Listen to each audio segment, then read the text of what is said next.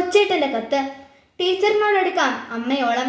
പ്രിയ DCL കൂട്ടുകാരെ, മനസ്സു നിറയെ മറ്റുള്ളവർക്കായി പകർന്നു നൽകാൻ സ്നേഹം മാത്രം നിറച്ച് യാത്ര തുടങ്ങിയതായിരുന്നു സിസ്റ്റർ ഹേസ്ലറ്റ് SD എന്ന അധ്യാപികയായി വിരമിച്ച സന്യാസിനി.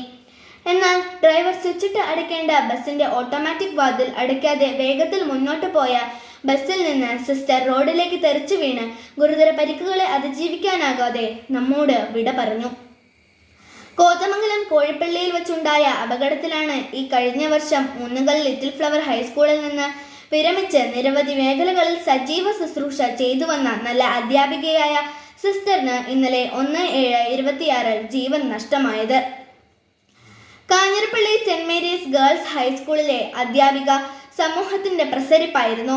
ഏവർക്കും പ്രിയങ്കരിയായിരുന്ന സ്വപ്ന രാജേഷ് ടീച്ചർ 10Cയുടെ ക്ലാസ് ടീച്ചറും സ്റ്റാഫ് സെക്രട്ടറിയും സഹ അധ്യാപകരുടെയും വിദ്യാർത്ഥികളുടെയും മാനേജ്മെന്റിന്റെയും അഭിമാനവും ആഹ്ലാദവുമായിരുന്ന സ്വപ്ന ടീച്ചർ ഇന്നലെ 1/7/26 നന്നായി പഠിപ്പിച്ച് എല്ലാവരെയും സന്തോഷിപ്പിച്ച് വീട്ടിലേക്ക് പോയതാണ്. പതിവ് പോലെ ഇന്ന് രാവിലെ സ്കൂളിലെത്താമെന്ന പ്രതീക്ഷയിലാണ് പ്രിയ ടീച്ചർ പോയത്. എന്നാൽ വീട്ടിൽ വെച്ച് പെട്ടെന്ന് ഹൃദയാഘാതം ഉണ്ടാവുകയും ജീവൻ നഷ്ടമാവുകയുമാണ് ഉണ്ടായത്.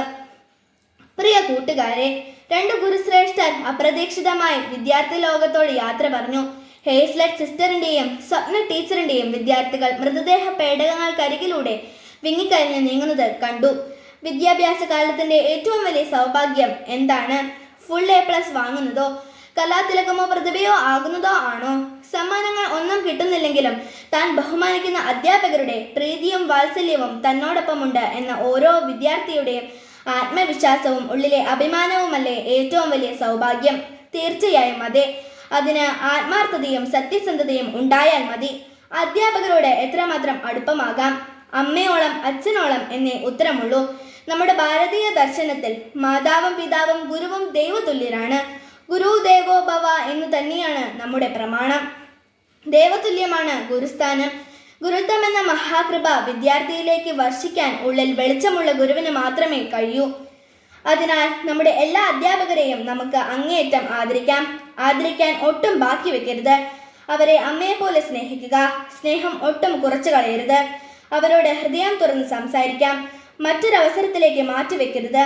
പിന്നീട് അവസരം കിട്ടിയെന്ന് വരില്ല.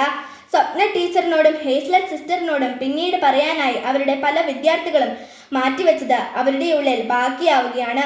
നമുക്ക് ഇന്ന് തന്നെ സ്നേഹാദരവുകളോടെ പുഞ്ചിരി മഞ്ചിരികളുമായി നമ്മുടെ അധ്യാപകരുടെ മനസ്സിൽ ശിഷ്യവസന്തം തീർക്കാം. അമ്മയോളം അടുക്കാം. അനുഗ്രഹീതരാകാം. ആശംസകളോടെ സ്വന്തം കൊച്ചേട്ടൻ.